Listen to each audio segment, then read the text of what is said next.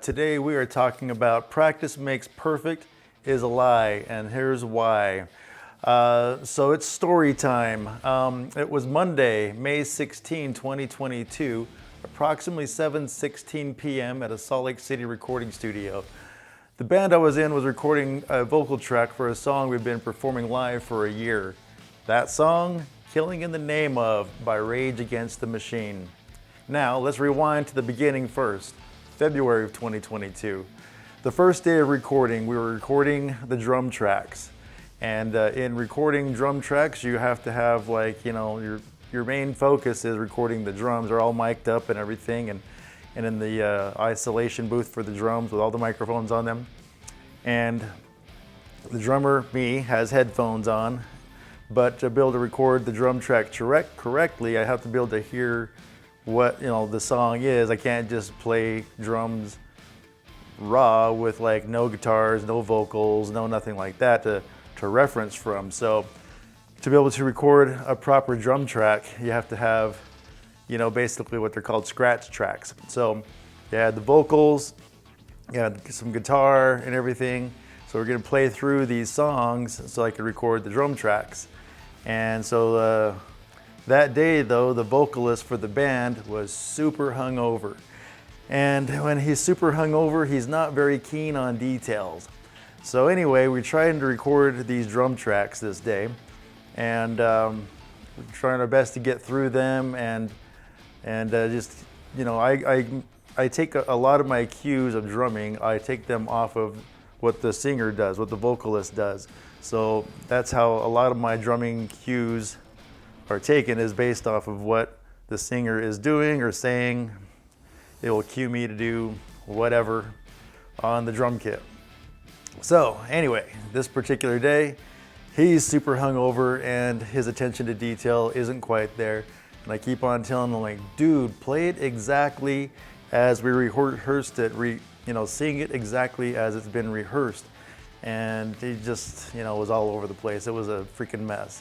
So from that day, I knew that this whole EP that we're recording, our third EP, is going to be just a giant freaking train wreck. So that's the pre-thing as to what we're going to be talking about today, where practice makes perfect is a lie. So anyway, now back to the vocal recording session in May. So it's May 16, 2022.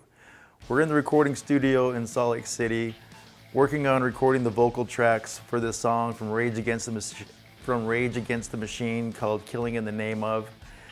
And the following are the lyrics the vocalist was singing for the chorus of the song. So I'll also put them in print under here so you guys can read along to what's going on here. So he was singing, "Those that died are justified for wearing your bags and your chosen white." So let me say that one more time.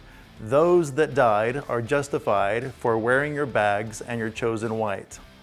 That was the chorus the vocalist was singing. And me and my son was a guitar player for the band at the time, we're sitting on the couch in the control room this isn't right. This isn't sounding right. What's going on here? So we Googled the lyrics for this song from Rage Against the Machine, and popping up the Google, the lyrics pop up, and the correct lyrics for this song are, "Those who died are justified for wearing the badge, they're the chosen whites." Let's do it again. "Those who died are justified for wearing the badge, they're the chosen whites."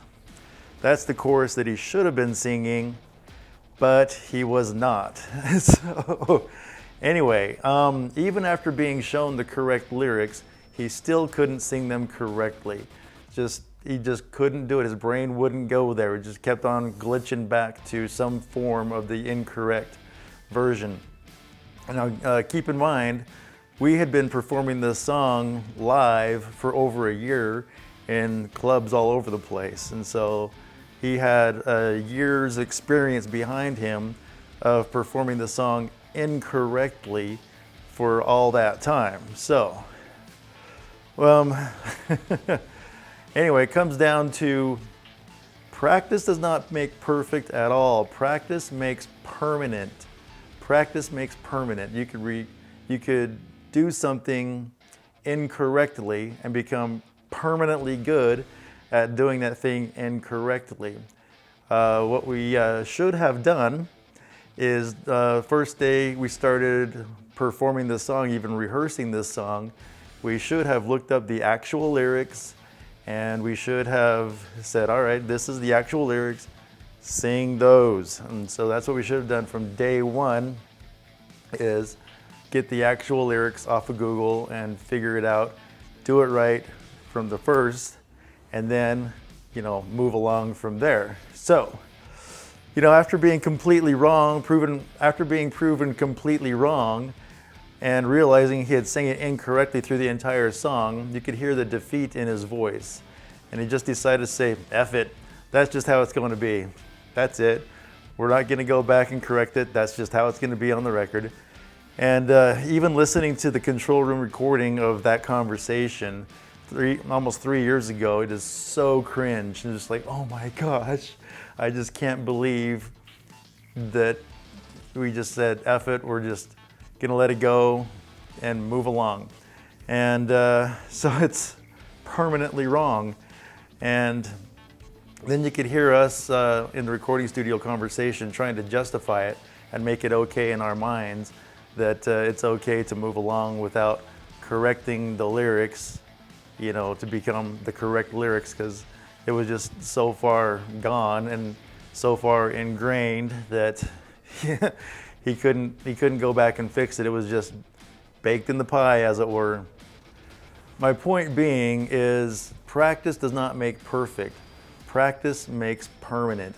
You got to keep that in mind, that if you're going to try something new, you need to do your best effort, your best due diligence to be able to figure out how to do it correctly from the beginning, so that when you do it repeatedly over and over and over again, it's done correctly every time. Because eventually those links in your brain are going to be so freaking powerful that you can't get beyond those links. You can't break the patterns, that it's going to be that way permanently. And so that's that little recording studio story is a perfect example of how practice makes permanent. And I used to joke about it in the rehearsal studio and things like that, messing things up. I would always come back and remind them, no, practice makes permanent, guys.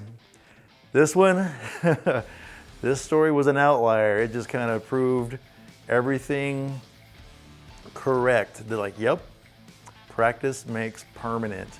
So on that note, be super careful about how you approach new things. If you want to do something, you want to do it as correctly as possible from the get-go, so that you don't run into these kinds of bad scenarios that sneak up and really bite you with these kinds of scenarios.